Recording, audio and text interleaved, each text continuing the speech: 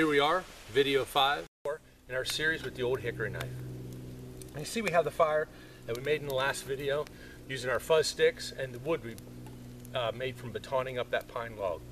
I've thrown some extra sticks on here. I want to keep this fire going for a little bit because what we're going to do is we're going to make some char. Now what char is, you take any kind of natural material. You can have some 100% cotton. Now this is just an old t-shirt cut up. You can also use a cattail. Now you want to get them before they start fuzzing out, but when they're brown. Another thing you can use is a piece of a horseshoe mushroom fungus that grows on the trees, and also have in here a piece of punk wood. So what we're going to do is we're going to put them in this can that I have. Now what this can is at home we have one of those safety can openers that when you cut the lid off, it actually cuts around it instead of cutting out.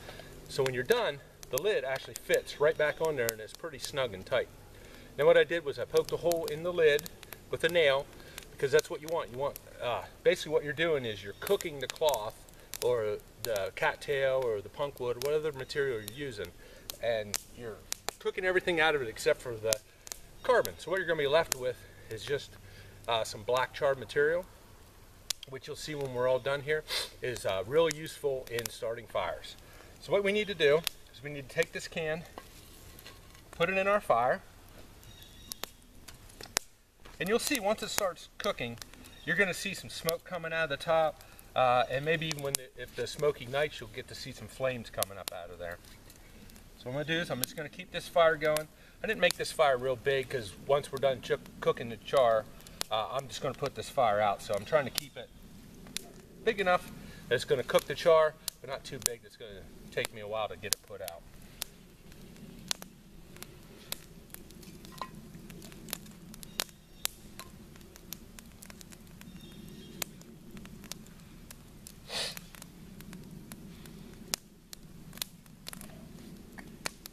And now, while we're waiting for that to go, this is another can. This is just a baked bean can I had. Same thing, opened it up with the safety can opener.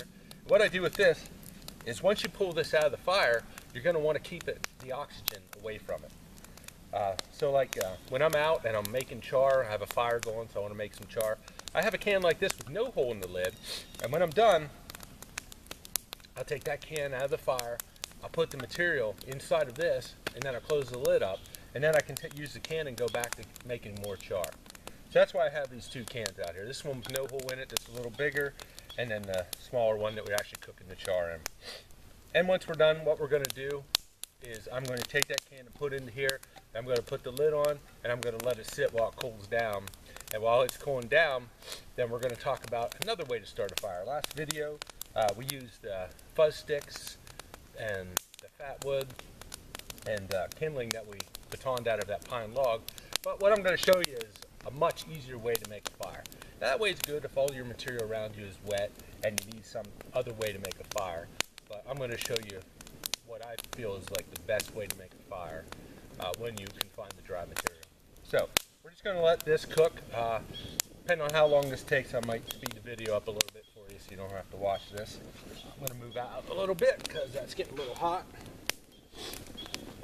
I don't think you can tell with all the fire around it, but I actually do think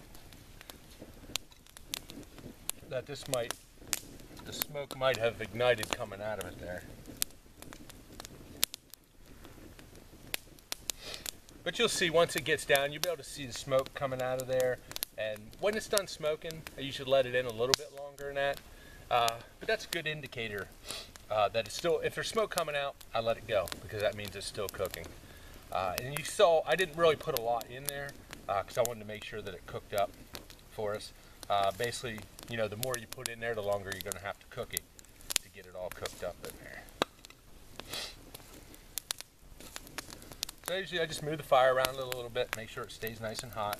In fact, with these soup cans, you're going to find sometimes they're actually glowing red when this is done. And you want to make sure that your lid's on there nice and tight so you're not getting any fire down in there, because you don't actually want to burn the material. That's the key point here, is we're not burning anything, we're just cooking it off. So we're cooking it without oxygen. We just have the hole in the top to let the gases escape out while it's cooking.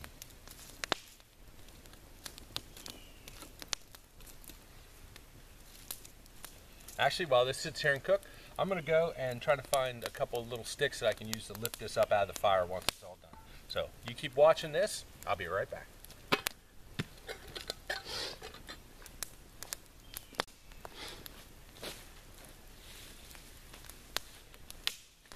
Now this might make a nice little thing at Christmas time. You know, they have the Yule log burning. You put this up on your computer screen, your nice screensaver, watching the char cook.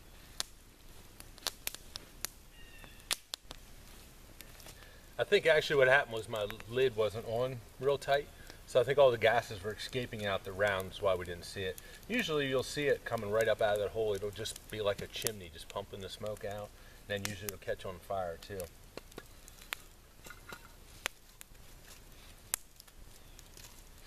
I'm going to let this in here for just a little bit more just to make sure that it's done, because for the next part we're going to actually use a piece of that char cloth to build a different fire. So I want to make sure that we get at least one usable piece out of this. And it's not a big deal if you're cooking it up and some of it cooks and others doesn't. You just save that for the side. You can throw it back in the next batch whenever you're making it. It'll be the same. It'll just finish up.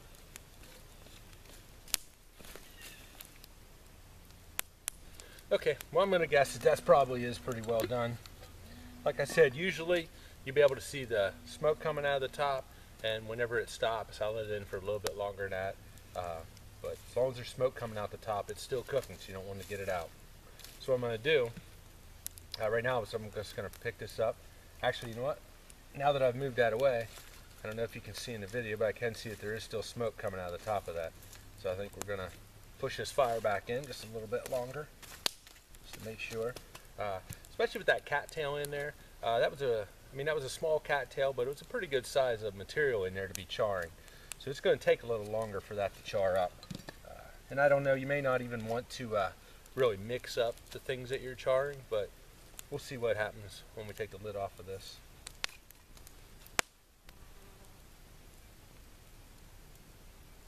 Yep.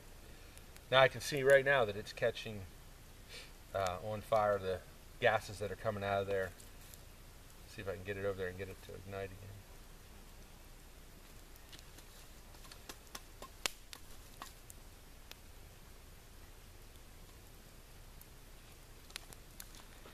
Get this fire stoked up a little bit. There we go. Now hopefully you can see that in the video.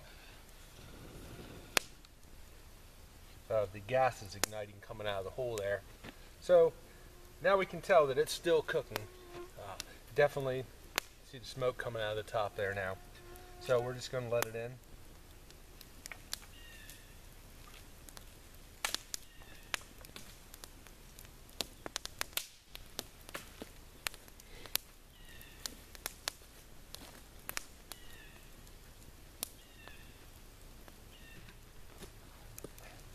Okay, I think we're going to give it a try here. So what I'm going to do is pop this in the bigger can. Got to put the lid on that. Should be pretty tight. We're just going to leave it sit and cool down. So while that's cooling down, I'm going to stop the video. I'm going to put the fire out. I'm going to clean up here. I'm going to get stuff around for the next part. Okay, so I'll see you in just a second.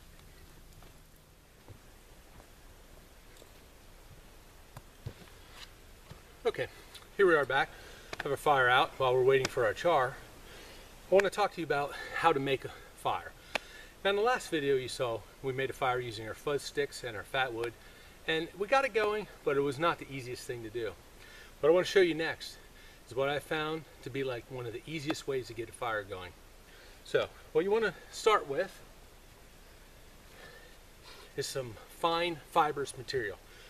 Now this is a chestnut oak or a rock oak, and when you find the dead trees, if you peel off a piece of the outer bark, you're going to find this inner bark that's really fibrous and stringy, and you get a bunch of it just from one piece. So this is what we're going to use to start our fire. Now, this is kind of damp. Even when you find it on a standing tree when it hasn't been raining, it's still kind of damp when you pull it off. So what you want to do is pull it off, shove it in your pocket, and as you're hiking or till you get to your campsite, you're going to let it in your pocket and let it dry out some. You don't want to ever put it next to your body. That's not going to dry it out. So you want to make sure you put it in your pocket or something like that. Now, we're not going to wait for this to dry out, so I brought along some dry stuff that I collected earlier. Now, this is about the size that you're going to need. You want to get it maybe at least as big as a softball. What you want to do is you have to work this. You need to get it broken up, get all those fine fibers broken apart. You'll see pieces like this. You just kind of pull them apart. Like here, you pull them apart. You can also kind of rub it together, because that's what you want to do. You want to create a lot of surface area in there. You want to get this bird's nest tinder bundle, you want to get it broken up so that it'll accept an ember in it, and then you can blow it into a flame, which we're going to talk about. Now, like I said, this is the inner bark from the rock oak. There are also some other trees that have nice inner bark that you can use. This is a branch off of a tulip poplar tree, and you'll see you'll probably find them hanging on the tree, maybe laying on the ground. If you get them off the ground, you're going to really have to make sure that they're dry before you try to use them. This bark is really nice. It peels right off, and you can get big handfuls of it, and then it doesn't have that hard outer bark like the rock oak does. And what you're going to do with this is you can just kind of grind it up, pull it apart. Like I said, you want to pull all those fibers apart. But we're going to go with this rock oak today, because around here where I live, this is a lot more plentiful than the tulip poplar. Now, some other things that you can add to your bird's nest. You can always add any dried grasses you find, things like that. Now, you don't want to make your whole bird's nest out of just dried grass. This is what they call flash tinder. It burns really fast, and you're not going to get the heat that you're going to need to ignite your actual sticks, your actual kindling that you're going to use with your bird's nest. Some other things you can add. Here's some nettle fluff. It's the same way. It's going to burn up really fast, and you need to be careful. It's got thorns in it too, little stickies. It's going to burn up really quickly too, so you're not going to want to put a lot in here, but you can put it in the center, and that might help you get your spark and get your ember to ignite. So that's what we're going to do. We're going to put a little bit of this in the center. We're going to have our dried grass in there. Spread this apart a little bit. We're going to work this tinder bundle up. And now, the way that we're going to get that ember to burn in there is we're going to take a piece of our char cloth, we're going to put it in the center of our bird's nest, and then we're going to take a piece of flint, and we're going to use our old hickory, and we're going to start a fire with it. So, when you're using flint and steel, I know a lot of people like to take their knife and bang against a piece of flint. Now, if I'm using my knife to bang against the flint, I don't like to do that. I'd rather move that piece of flint. And what you need is a piece of flint with a nice sharp edge on it, and you want to hit your steel or your knife, whichever you're using. For me personally, I carry a old file with me that I've grinded off the side, and that's what I use to practice my flint and steel. I don't like to use my knife because actually what you're doing is you're actually taking chunks of the metal out of it, and so I don't like to beat up the back of my knife too often. When you do, when you get home, you're probably going to want to take a file or a grinder, and you're just going to go over the spine of your knife and get those nicks out of there. Give yourself a nice smooth spine for the next time you go out. And now, you are using your knife and you're holding it in your hand, so you want to be careful to keep it away so you don't cut yourself. You're going to take the sharp edge of your flint and you're going to strike it against the back of your knife. Like I said, you're not coming straight into it, you're going and you're just trying to almost miss it. You just want to just nick it, and you're going to get those sparks to come off of the knife, and hopefully they'll go right down onto your char cloth and ignite it. Now, I'm not going to build the fire up here, so what I'm going to do is I'm going to zoom the cameras down on the ground here, and we'll check our char, and I think we'll go ahead and try to start ourselves a flint and steel fire. So hang on there, and we'll be right back.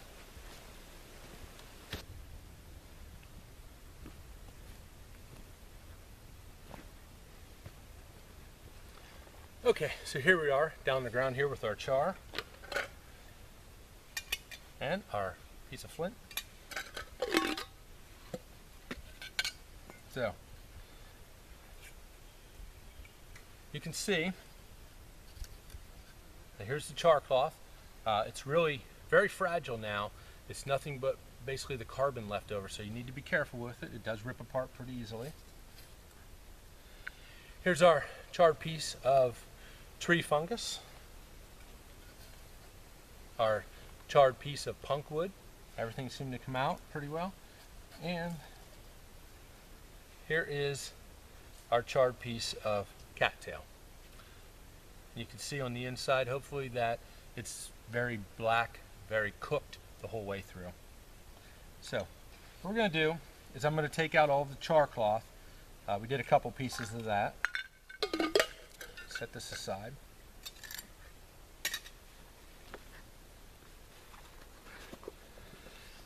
Now what I'm doing, especially with a flint and steel fire, when you're making those sparks, you can't really control where they go very well. They kind of go everywhere. So what you want to do is get yourself a nice char tin. I actually picked this up at our local thrift store, Salvation Army store. It was like 69 cents. I think a Christmas cookie came in it, so after Christmas I think you can find these. They're nice tins and they work perfect for a char tin. So what we're going to do is we're going to put our char cloth in our tin, which normally we'll have our char in our tin anyway.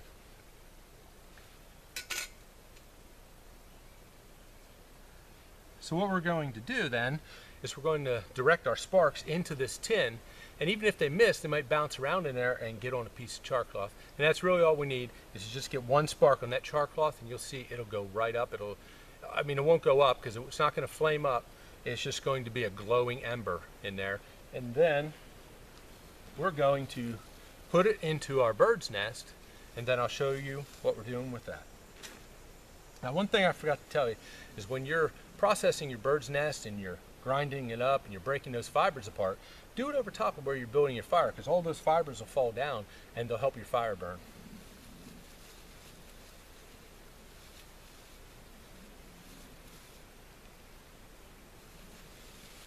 So we have our fluff in the center here, we have some dry grass in there, and then we have our inner bark. Once we get a piece of char cloth to ignite, we're going to stick it in the center here, and then I'll show you we're going to blow it into a flame.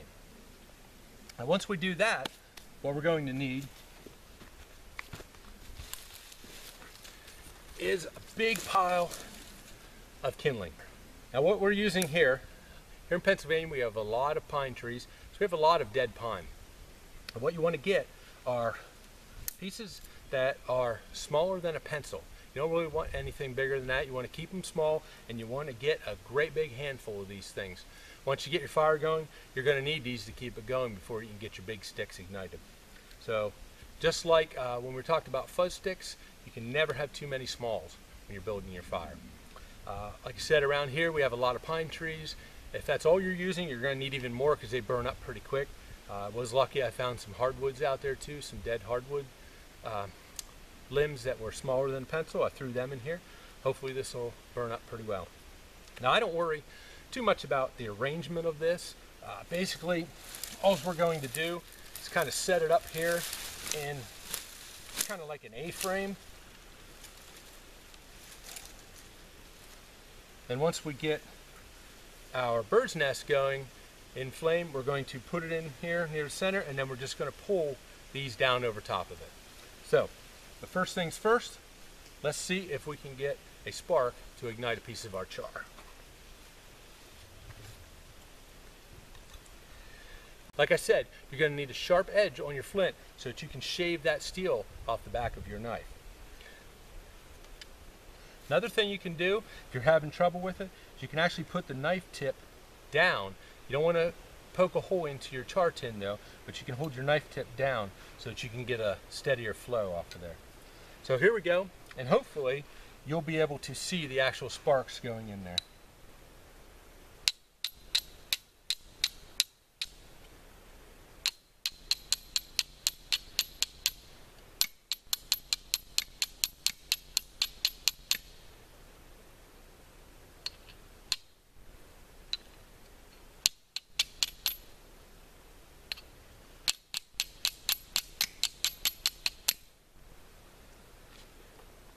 There we go. Hopefully you can see this. But we have a nice ember burning.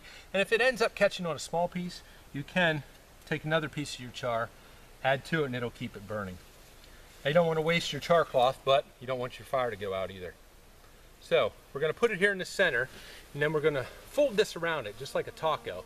We're going to hold it above our head. Now, I like to start out blowing slowly and gently into it, and then increasing as I'm doing it.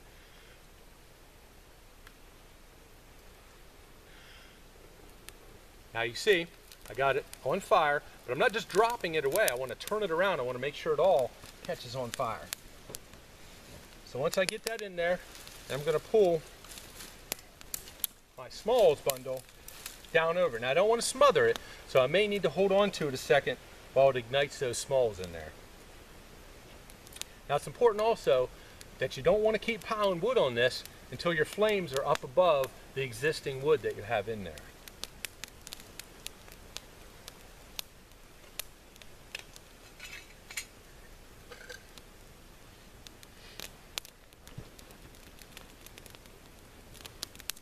Okay, as you can see, I think this is going to burn pretty well. We can throw in some more smalls. You can pull in your sides and you can put on, or you can start adding a little bigger pieces. You don't want to add real big pieces yet. You want to kind of gradually move up in the size of the pieces that you're adding on there. So, okay, well I hope that you found out that this was a pretty easy way to start a fire, but it does take practice just like everything. So go ahead and get out there, practice, but make sure you're safe. Make sure you always get your fires put out.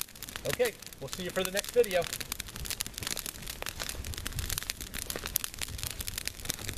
Okay, before we go, remember, if you're building a fire out in the woods, whether it's for camping or just practicing your bushcraft, make sure it's out. Make sure it's cool to the touch and there's no smoke or glowing embers in it. Always be safe with fire in the woods. Okay, have a great day and we'll see you for the next video.